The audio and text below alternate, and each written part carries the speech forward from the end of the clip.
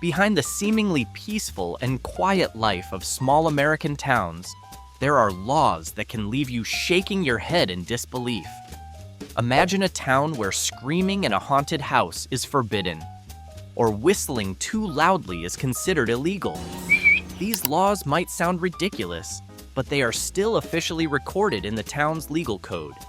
How did these strange rules come to be? Let's take a look at some of the most bizarre laws from small towns across America.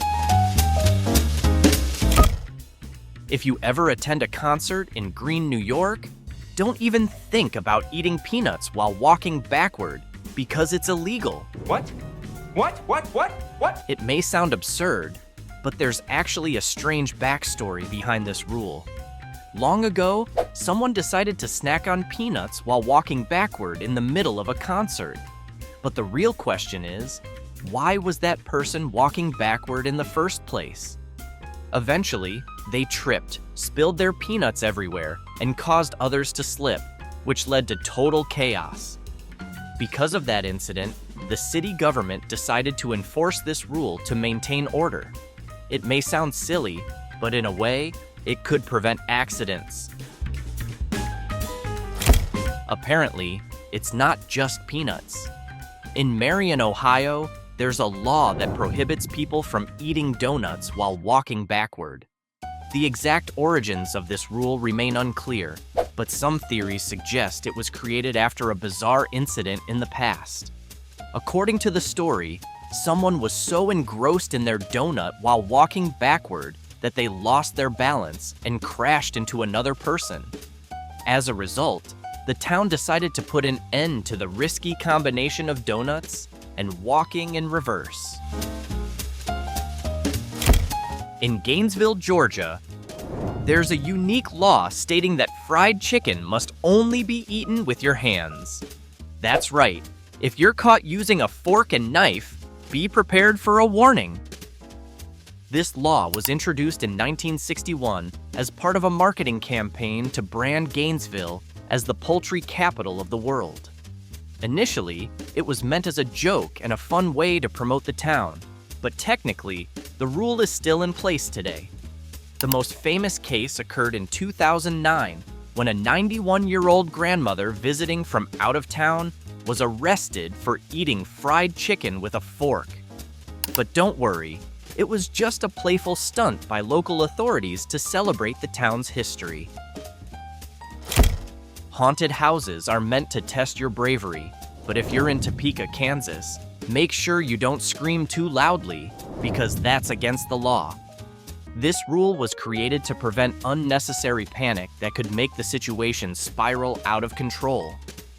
According to reports, the law was put in place after an incident where a visitor got so terrified that they screamed at the top of their lungs, causing mass hysteria.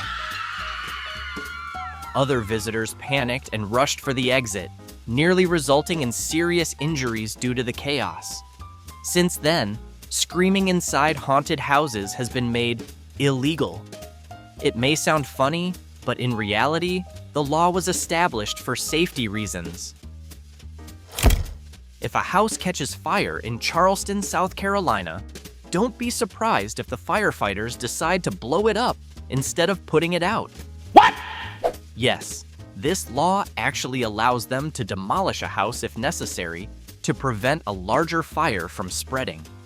This rule dates back to a time when firefighting technology wasn't as advanced as it is today. Back then, if a fire was too difficult to control and posed a risk to nearby buildings, extreme measures like demolition were considered a better option than letting the entire neighborhood go up in flames. Thinking about whistling loudly while walking through Waterbury, Connecticut? You might want to think twice. This town has a law that prohibits people from whistling too loudly. The exact reason behind this rule remains unclear, but it's believed to have originated from numerous complaints about loud whistling disturbing the town's peace. Perhaps there was once someone who had a habit of whistling loudly in the middle of the night, making it impossible for people to sleep. Or maybe a group of rowdy teenagers used whistling as their signature way of causing trouble. If anyone ever gets fined for this, Waterbury might just be the most anti-spontaneous music town in the world. Most laws are designed to regulate or restrict gun ownership, but in Nuclear, Colorado, it's the opposite. In this small town, not owning a firearm could actually be considered illegal. This law was passed in 2013 based on the belief that every head of a household must own a gun. Local authorities argue that the best way to ensure public safety is to make sure every citizen is prepared to defend themselves, whether from criminals, wild animals, or any potential threat. Fortunately, this rule isn't strictly enforced, and there haven't been reports of police conducting house inspections to check for firearms. Still, this makes Nuclear one of the most extreme towns in America when it comes to gun ownership laws. If you ever visit Wilbur, Washington, make sure your horse looks good, because in this town, riding an ugly horse is against the law. No, this isn't a joke. This rule reportedly dates back to the town's cowboy and ranching days when horses weren't just a mode of transportation, but also a status symbol. At the time, riding a skinny, scruffy, or unkempt horse was considered embarrassing. Some believe the law was meant to preserve the town's image, while others think it was a way to prevent sick or neglected horses from wandering around public areas. But here's the real question. Who decides whether a horse is ugly or not? Is there a special officer assigned to judge a horse's beauty? It seems horses are held to high standards. In Texarkana, Texas, don't be surprised if you see a horse equipped with taillights like a car. That's because the town has a quirky law requiring anyone riding a horse at night to install a taillight so they can be seen by other vehicles. This law likely originated in the past, when horses were still a primary mode of transportation. As roads lacked proper lighting and automobiles became more common, the risk of accidents between horses and motor vehicles increased. To prevent collisions, this rule was introduced, even though the image of a horse with taillights is undeniably amusing. Wait, but who even owns a pet elephant? Sounds impossible, right? But in Natchez, Mississippi, there's an actual law forbidding intoxicated elephants from wandering the city streets. This rule dates back to the era when traveling circuses frequently visited small towns. In the past, circus owners often gave alcohol to their animals for various reasons, whether to warm them up in cold weather or simply as part of an odd form of entertainment. According to reports, there was once a chaotic incident where a drunk elephant lost control and rampaged through the streets. After that, several towns decided to enact an official law: no drunk elephants allowed in public.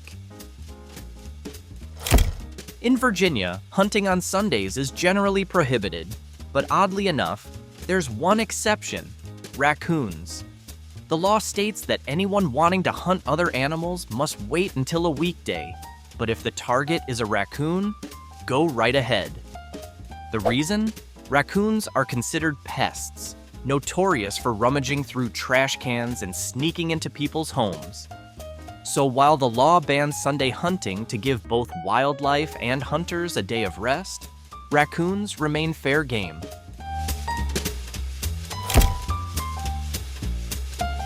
If there's one thing Wisconsin takes seriously, it's cheese. In this state, famously known as Dairyland, there's a law that strictly regulates the quality of cheese. In Wisconsin, all cheese must meet specific standards before it can be sold. For instance, grade A cheese must have the perfect texture, a distinctive flavor, and just the right level of softness. If it's too hard, too soft, or doesn't taste up to par, it could violate regulations. While this law might sound odd to outsiders, for Wisconsin residents, cheese is no laughing matter.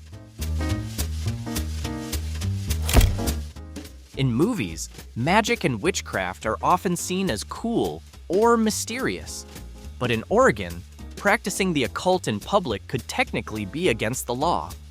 This law has been around for quite some time and was originally intended to prevent scams disguised as mystical practices, such as fake psychics claiming they could banish evil spirits or predict the future for an absurdly high fee. However, because the law is broadly worded, it could, in theory, make reading tarot cards or playing with a Ouija board seem legally suspicious. So, there you have it. Some of the strangest laws still recorded in small towns across America. Some are still technically in effect, while others are merely relics of the past that were never officially repealed. It's funny to think about how bizarre incidents from history led local governments to feel the need to create official regulations. From eating fried chicken with your hands to hunting raccoons on Sundays, these laws serve as proof that sometimes what seemed like a serious issue back then now sounds completely absurd.